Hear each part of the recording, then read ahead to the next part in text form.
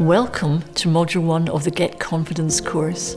We're absolutely delighted that you're joining us for this fabulous course because we know that it has the potential to completely change your confidence. Over the years I've worked with all sorts of groups, whether it's in the business sector, the health, education or charity sectors. I've worked internationally in countries where people seem to be very confident and in other cultures where people really lack confidence.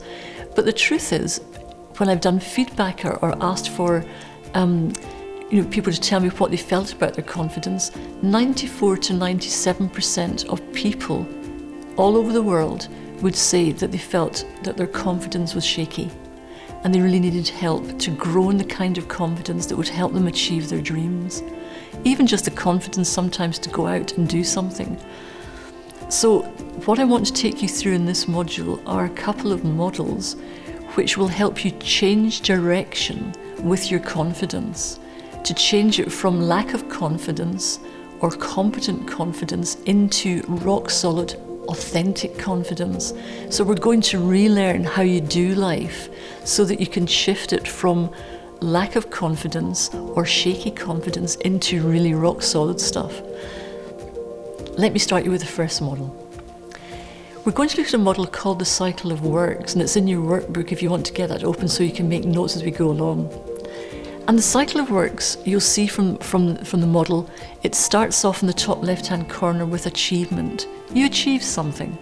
Now, if you think back over the last couple of months, what's something that you might have achieved? It may be for some of you in the business sector that you've got a project that's gone really well and been well received and it's been taken on board. You may have got a new client on board. It may be simply that you got a promotion. For somebody else, it might be that you've just tried a new recipe for people coming for dinner and it was fantastic and they just loved it and you're just walking in the glow of their praise. It could be a simple thing, you've taken up a new hobby, but whatever you've achieved, what happens as we go round the circle is that achievement leads to a sense of significance. I feel really good about myself. I feel like a lot of self-worth. What I've done has been so good, it's making me feel really good. And because of that, I then move on to having sustaining strength, which is another way of just saying I feel empowered, I feel buzzed up, I feel motivated, I feel really engaged. That project went so well, that baking was so well, I'm going to try a new recipe. I'm going to go into work tomorrow and tackle that thing I was putting off. But you feel really motivated and engaged with life and with yourself because of what you've achieved. And the result of that is that you go on to hold your head up in your peer group, especially if it's the baking girls, because we know how girls like to talk about baking. But you can hold your head up amongst your peer group and accept yourself and say, isn't this great? Look at who I am because of what you've achieved. How do you like that? Isn't that great? So I'm going to ask you that question. How do you like that model? And if you're any ones of the 94 to 97% of people, you'll be saying, yeah, that's a good model. That's what I do. And that is precisely the problem, because here's the other question: do you think this is a healthy model? And why did I say it's a problem? Well, here's a little looker at her, so to speak. If your achievement doesn't go well, supposing your project gets rejected or you're sent back to redo it, worse still, you don't get the job you've applied for, and that wonderful thing you were trying to bake for your friends has turned into a charred cinder, and you can tell by the look in their faces that they are not enjoying it at all. Are you still feeling significant? Absolutely not. Are you feeling motivated to try another recipe, or are you looking forward to anticipating taking the project back in again to be reviewed? Chances are you'll be feeling not at all. And there's a slight sense of anxiety, disengagement. I'm not feeling quite so confident about doing that because the last time didn't work so well. So my confidence has been knocked a little bit, and I'm also not feeling so good about myself in this. And actually, I don't really think, I just don't like me. I don't think, and other people won't like me either. And this head chat comes in, and it's very difficult to accept yourself, either with your peer group or yourself, simply because your confidence has really been knocked. But I've got fabulous news. We're going to change direction. I'm going to show you how to change the direction of this cycle so that you can move into rock solid confidence. Let's look at the cycle of grace. Let's have a look at this model, and you'll see that it starts with acceptance, accepting yourself for who you are. And the big challenge I find with working with people, irrespective of where it is in the world or what your job is that most people really don't know what they know and like about themselves. They don't really have words around their personality, their character, their talents or skills. So if I was to ask you to write down 20 things that you love about you, how easy would you find it?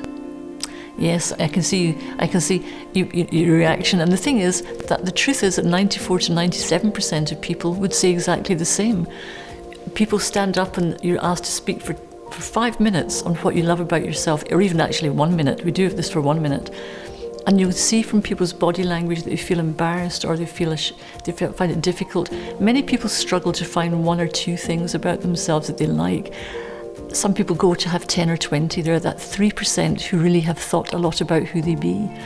And that's the issue, that most people, that 94 to 97%, have never really stopped to think, what do I like about me?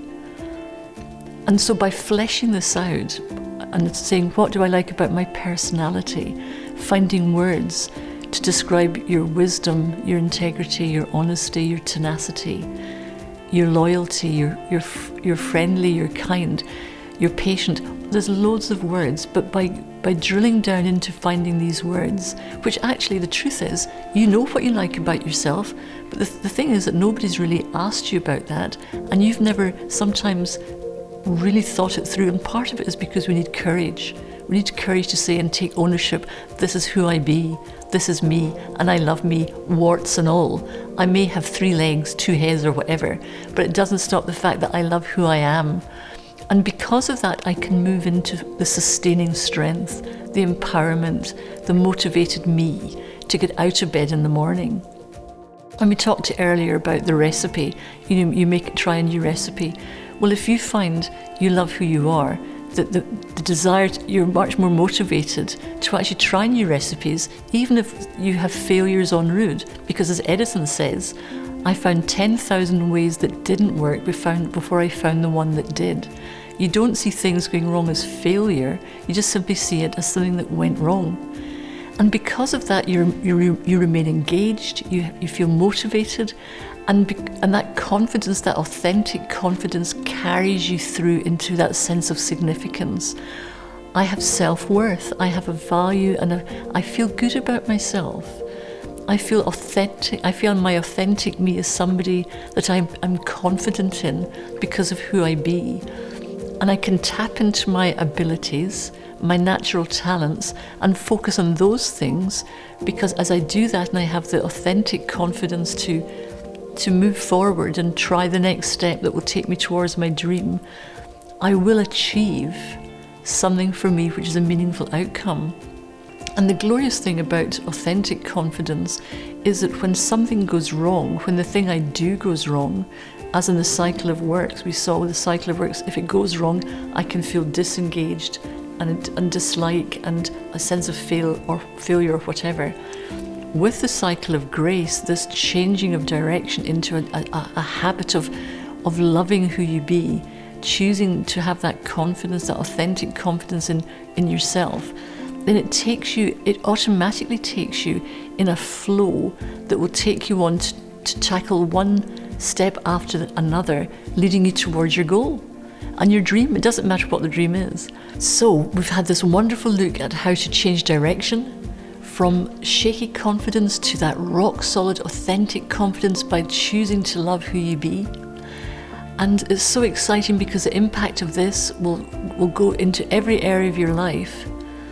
You'll enjoy and love getting up in the morning, and you look forward to doing things irrespective of what happens, because you're going to take you with you, that wonderful, purposeful, significant, valuable gift of a person to those around you.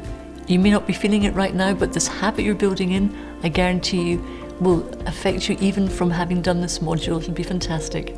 You'll notice that we have a section at the very end. It's our review section.